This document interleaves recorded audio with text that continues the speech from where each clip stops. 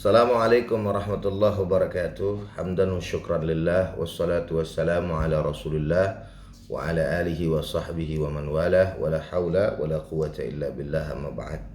Puji dan syukur hanya untuk Allah, salawat dan salam untuk baginda kita Nabi besar Muhammad sallallahu alaihi wasallam beserta para keluarga, para sahabat, dan insya Allah untuk kita semua selaku umatnya. Hadirin jamaah yang sama dirahmati dan dimuliakan oleh Allah Subhanahu wa taala, jamaah Al-Azhar Syifa Budi Cibubur yang semoga dirahmati dan dimuliakan oleh Allah Subhanahu wa taala. Bulan suci Ramadan itu adalah bulan yang begitu banyak nama selain daripada bulan suci Ramadan itu sendiri. Di antara daripada banyaknya nama yaitu bahwa bulan suci Ramadan dikatakan sebagai Syahrut Taubah, bulan untuk bertaubat tentunya kepada Allah Subhanahu wa taala. Nah, berkaitan dengan persoalan ini saya ingin menjelaskan bahwa di dalam kitab Riyadhus Shalihin ada membahas tentang babut taubah, yakni mengenai bab yang membicarakan tentang persoalan taubat. Qala ulama di sini mengatakan at-taubatu wajibatun. Taubat itu wajib. Min kulli dzanbin, dari setiap dosa. Fa in kanatil ma'siyatu bainal 'abdi wa bainallah, maka apabila kemaksiatan itu kaitannya antara seorang hamba dan Allah Subhanahu wa taala, la tata'allaqu bihaqqi adamiyin, dan tidak berkaitan dengan hak manusia yang lainnya, falaha thalathatu syurutin, maka terdapat 3 syarat di dalam melakukan taubat tadi. Ahaduha, salah satunya adalah ayyuqli a'anil maksiyati, yakni berhenti daripada perbuatan maksiat itu sendiri. Tidak boleh seseorang mengulangi daripada perbuatan maksiat yang dilakukannya. Wathani, dan adapun yang kedua adalah ayyandama ala fi'liha, menyesali perbuatan maksiat tersebut. Ada rasa penyesalan, ada rasa bersalah, ada rasa menyesal lah seperti itu dalam melakukan perbuatan maksiat. Sehingga justru memang orang-orang yang seperti inilah yang insya Allah akan mendapatkan hidayah dari Allah Subhanahu wa taala.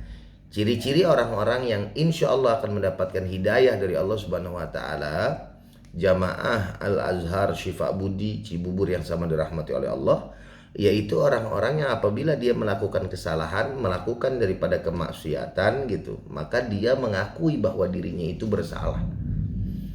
Kenapa sedemikian rupa? Karena ternyata ada juga orang yang memang bisa kita katakan mereka justru bangga dengan kemaksiatannya. Mereka justru tidak merasa berdosa terhadap dosa-dosa yang dia lakukan ketika dia melakukan kemaksiatan tersebut. Walayatubillah min dzalik. Nah, oleh karenanya syarat yang kedua di dalam bertaubat kepada Allah Subhanahu wa taala, yakni menyesali perbuatan dosa tersebut. Wasalisu, adapun yang ketiga, ayya'azima alla ya'uda ilaiha abada, bahwasannya dia tidak akan pernah berpikir kembali untuk mengulang kemaksiatan tersebut atau kembali kepada perbuatan kemaksiatan tadi. Jadi harus ada himmah, harus ada semangat, harus ada yang namanya kekuatan di dalam diri seseorang tadi yang bertobat kepada Allah Subhanahu wa taala untuk tidak mengulangi dan tidak mau kembali kepada perbuatan maksiat. Fa in fuqida ahadus salasati, maka apabila ditinggal salah satu daripada 3 syarat tadi, lam tasihha taubatuhu, maka tidak sah taubatnya hamba tadi. Maka 3 persyaratan ini harus kemudian benar-benar diperhatikan serta dilakukan oleh seseorang yang ingin melakukan taubat kepada Allah Subhanahu wa taala. Dan memang justru taubat itu tentu dianjurkan oleh Allah Subhanahu wa taala dan diperintahkan oleh Allah Subhanahu wa taala. Oleh karenanya bagi kita di bulan suci Ramadan yang mulia ini hendaknya memperbanyak taubat kepada Allah Subhanahu wa taala. Nah, kembali kepada persoalan saudara jamaah yang sama dirahmati oleh Allah Subhanahu wa taala, Masjid Al-Azhar Syifabudi Cibubur. Yang menarik di sini yang harus sangat diperhatikan oleh kita, wa in kanatil ma'siyatu tata'allaqu bi adamin. Apabila kemaksiatan itu berkaitan dengan hak anak Adam atau berkaitan dengan manusia. Kalau tadi hablum minallah, urusannya antara kita dengan Allah. Kalau sekarang nih hablum minan nas. Jadi kalau hablum minan nas sudah otomatis ada di dalamnya hablum minallah. Kalau hablum minallah belum tentu di dalamnya ada hablum minan nas. Loh, kenapa sedemikian rupa? Sudah barang tentu kan? Kalau hablum minan nas, kita juga bertobatnya kan sama Allah Subhanahu wa taala serta meminta maaf kepada orang tadi. Tapi kalau misalkan hablum minallah, ya udah nggak usah sama orang. Tapi cukup hanya kepada Allah Subhanahu wa ta'ala. Nah, fasyurutuha arba'atun, syaratnya menjadi 4, bukan lagi 3. Hadhihi thalathatu, yang 3-nya itu yang tadi sudah sama kita sampaikan gitu ya. Dan kemudian wa ayabra'a min haqqi sahibiha, melepaskan daripada hak yang punya, yaitu orang yang berhak gitu. Fa in kanat malan aw nahwahu, apabila sesuatu itu yang berupa hak orang tadi adalah harta atau seumpamanya, raddahu ilaihi, maka hendaknya dia mengembalikan daripada hak orang tersebut.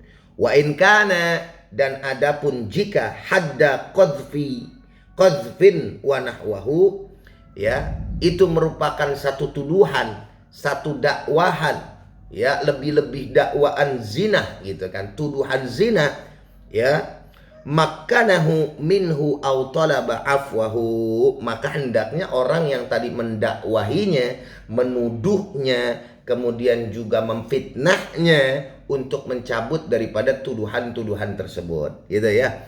Dan kemudian meminta maaf kepada orang yang difitnah atau meminta maaf kepada orang yang dituduh tadi.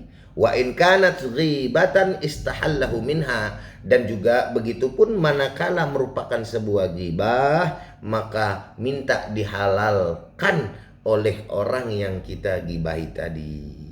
Nah, oleh karenanya ini tambahan syarat ketika kemudian kita memang melakukan sebuah kesalahan atau dosa itu yang berkaitan dengan hak anak Adam. Wa yajibu ayyatuba min jami'i dzunub, dan wajib untuk bertaubat dari seluruh dosa-dosa. Fa in taba min ba'dihha, maka seandainya dia telah bertaubat dari sebagiannya, sahhat taubatuhu, maka sah taubatnya inda ahlil haq, menurut ahlul haq, min dzalika dzanbi, dari dosa itu. Wa baqiya alaihil baqi, dan juga tertinggal daripada tersisa dosa yang lainnya.